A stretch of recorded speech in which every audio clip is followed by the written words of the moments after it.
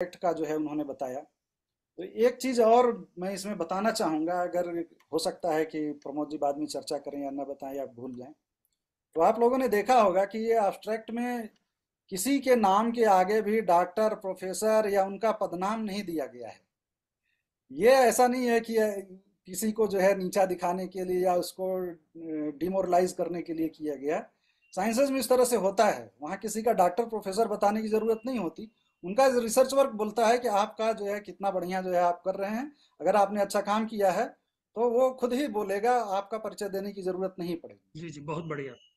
दूसरा कि एक स्टैंडर्ड का पालन करते हुए जब हम इसको इंटरनेशनल प्लेटफार्म पर ले जाएंगे, रिसर्च गेट पर, रिसर्च गेट पहले साइंसेस के लिए ज़्यादा था, अब ह्यूमैनिटीज़ के भी पेपर्स उस पर दिखने लगे हैं, रिसर्च गेट पर डालेंगे या और किसी ऐसे रिसर्च गूगल स्कॉलर पर डालेंगे, तो वहाँ पर किसी को ये कहने की ज़रूरत नहीं पड़ेगी कि आप कितने बड़े विद्वान हैं, आपने कितना अध्ययन कर रहा है। आपका शोध कार्य खुद बताएगा कि वहाँ पर जो है कितने जो है आपके पत्रों का उद्धरण हो रहा है, कितने लोग उद्धृत कर रहे हैं।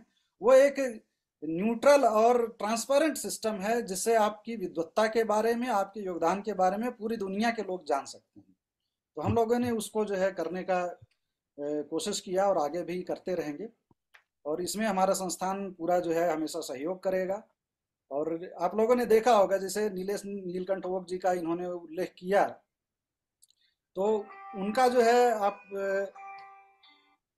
तो मैं बताऊंगा कि उन्होंने महाभारत के काल निर्धारण पर काम किया है, और महाभारत के तमाम सारा जो है वो, जबकि वो मैनेज वो साइंसेस के रहे हैं, मैनेजमेंट वगैरह से रिलेटेड हैं, वो काम कर रहे हैं।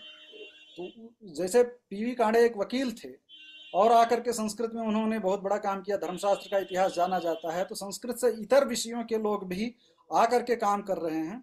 तो इस तरह से हमारा संस्थान, एक और डॉक्टर रूपा भाटी हैं, वो भी ज्योतिष पर काम करती हैं, वो बेसिकली आर्किटेक्ट हैं। तो हमारा संस्थान पूरी तरह से सन्नद्ध है कि संस्कृत का किस तरह से उत्थान हो सके, इसके स्टैंडर्ड का उत्थान हो सके।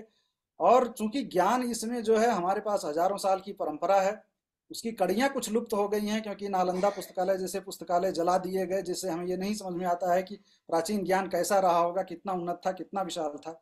लेकिन जो खंडहर है वो भी बताता है कि हम संसार में सबसे ऊंचे थे।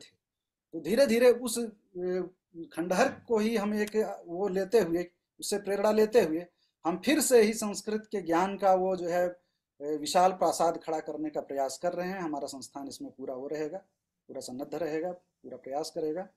और इसके साथ ही